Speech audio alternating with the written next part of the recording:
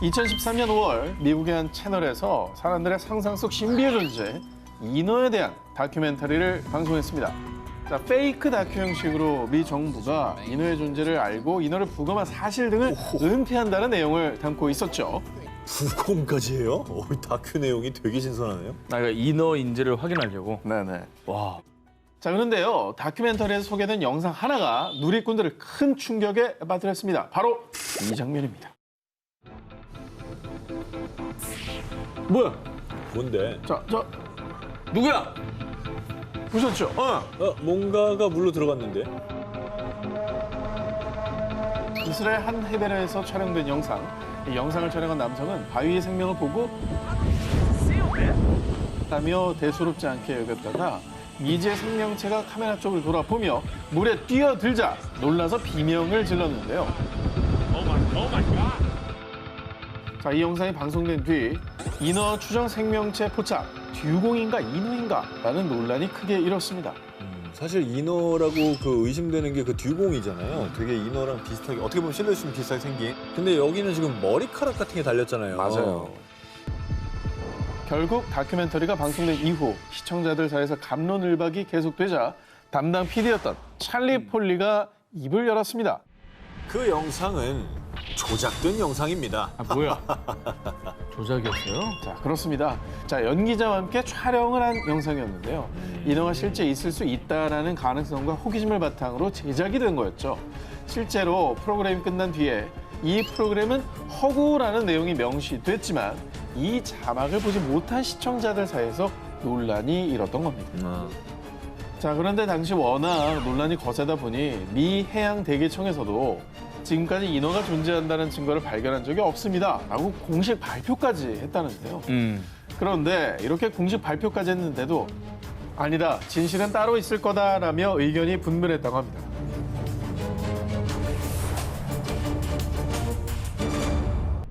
(1981년) 영국 동부의 해크니 마쉬스의 한 숲속에서 4명의 어린 소년들이 놀고 있었습니다. 그런데 저게 뭐야? 아니, 왜 놀랬어요? 아이들의 증언에 따르면 거대한 몸집을 하고 온몸은 털로 뒤덮여 있고 기괴한 울음소리를 내며 나타났는데 한 번도 본 적 없는 기괴한 짐승이었다고 합니다. 그런데 아이들의 목격담이 퍼지자 사람들이 저마다 공포에 떨며 한 말이 해크니 괴수가 드디어 모습을 드러냈다.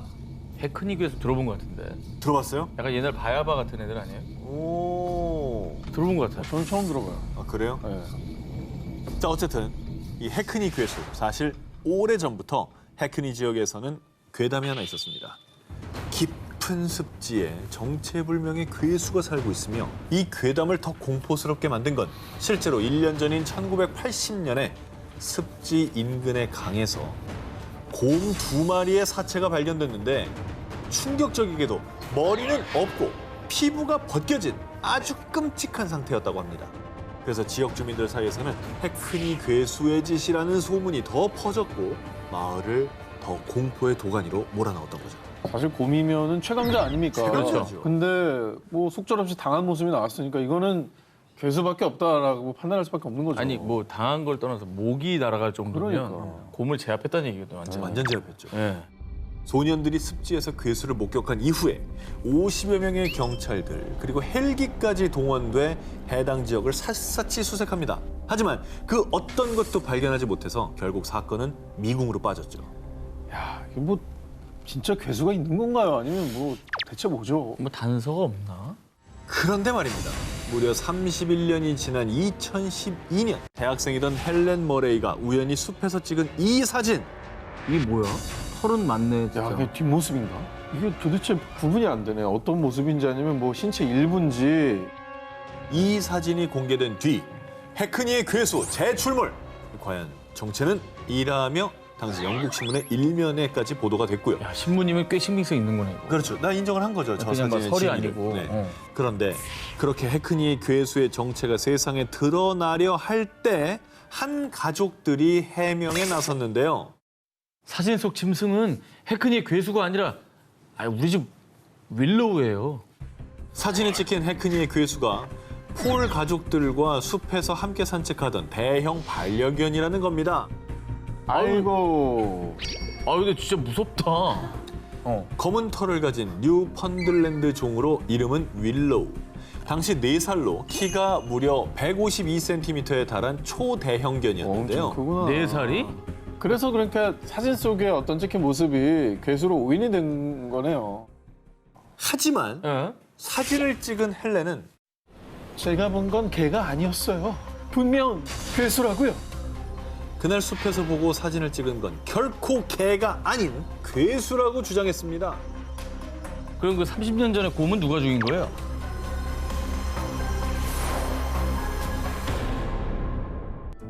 (2007년 2월) 영국 더비셔주 30대 남성 댄은 로마 시대의 한 유적지 근처에서 강아지 워커와 산책 중이었습니다.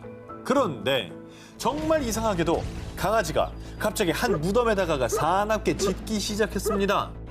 아, 워커 왜 그래? 잠깐. 저게 뭐야? 유골인가? 무덤을 자세히 살펴보니 손 하나가 겨우 들어갈 정도의 틈이 있었는데요. 들여다봤더니 정말 그 사이에서 유골로 보이는 게 발견이 됐습니다. 그런데 말이죠. 사람이라고 하기에는 유골의 모양은 어딘가 이상했습니다. 뭐야 이게?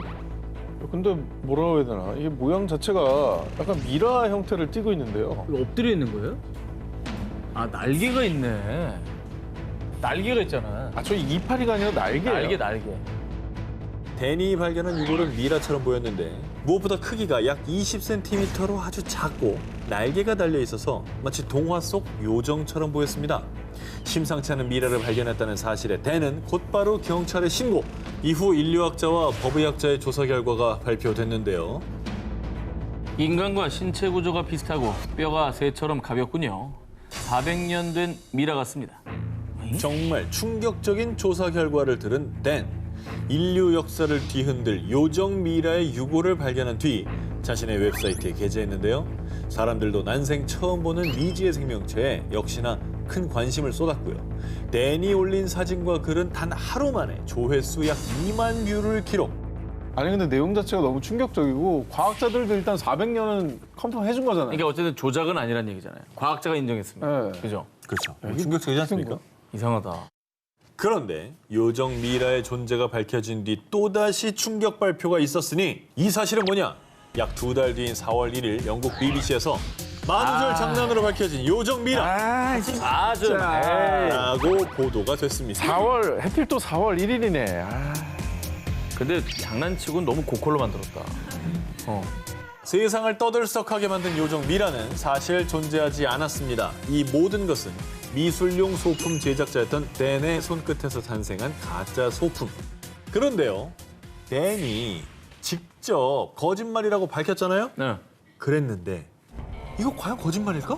정부의 압력 때문에 말을 바꾼 것 같다 라며 의도치 않은 음모론까지 등장했다고 합니다.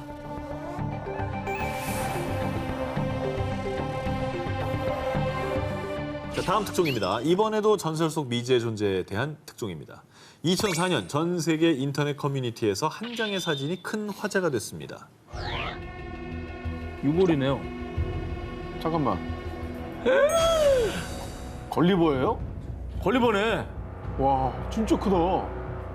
이 사진은요, 2004년 사우디아라비아의 유전 탐사대가 유전을 발굴하던 중 발견한 것입니다. 당시 현장 사진이 비밀리에 유출되면서 세상에 드러났는데요. 그런데 이 사진이 공개되자 고대 국가 AAD의 거인 유골이다. 전설 속 거인이 실존한 증거다. 라며 큰 논란이 일었는데요. 그래서 이 사진이 공개되자 거인이 실존했다는 증거라며 더 화제가 된 겁니다. 그런데 약 3년 후인 2007년 전 세계 인터넷을 중심으로 비마신의 아들 거인 가토 가차의 유골이 발견됐다 라며 인도의 국립지리학회에서 또다시 거인 유골을 발견해 큰 화제가 됐습니다. 뭐야? 그럼 사우디아라비아에서 발견된 사진이랑 뭐 똑같은 거잖아요. 밑에 사람 한 분 더. 아니 아까도 있었어. 아까도 있었어? 응. 2004년에 이어 2007년 과거 거인이 실존했다는 증거가 발견되면서 학계가 뒤집어질 뻔했는데요. 네. 하지만 이 모든 건 처음부터 다 거짓 날조였습니다. 아 오늘 뭐 날조 특집이야? 우리가 오늘 날조된 것도 정확하게 사실을 파악하자라는 의미가 아니죠? 저는 오늘 날조 이런 거 안 다룹니다. 여러분들한테 실망했어요. 저는 다음 팩트만 날- 얘기해요. 바로 다음 게 날조라고 하니까. 전 날조 없어요. 저는 확실합니다. 네. 자, 그러면 좀 이게 어떻게 된 사연인지 궁금합니다. 그죠. 자, 이 거인 6월 발굴 사진 그 날조의 시작은 2002년 10월로 거슬러 올라갑니다. 한 디자인 사이트에서 개최한 고고학 관련 콘테스트에 출품된 이 사진. 당시 아이언 키트라는 캐나다 아티스트가 2000년 미국에서 발견된 고대 동물 마스토돈 유골 발굴 현장 사진에 일반 사람의 유골을 합성한 겁니다. 여기는 되게 세심하게 조작을 잘해놨네. 고컬로 한 거지, 믿게끔. 브라질 남부 히우 그란지도 술주에 있는 한 마을, 칸디도 고도이. 이 마을에 들어서면요, 이런 문구를 볼 수가 있습니다. 칸디도 고도이, 쌍둥이의 땅. 쌍둥이의 땅은 뭐예요? 무슨 뜻이죠 이게? 자, 쌍둥이의 땅. 말 그대로 쌍둥이가 많은 마을입니다.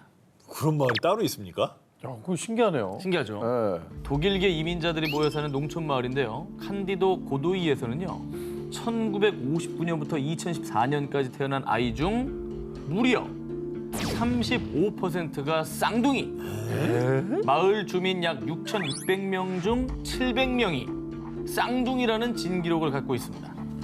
와, 이게 진짜라고? 그러니까 쌍둥이들이 이주해서 모인 게 아니고 네. 그 마을에 쌍둥이가 이렇게 많다는 겁니다. 원래 쌍둥이가 일반적으로 뭐 2%인가 3%인가 그렇지 않아요? 그렇죠.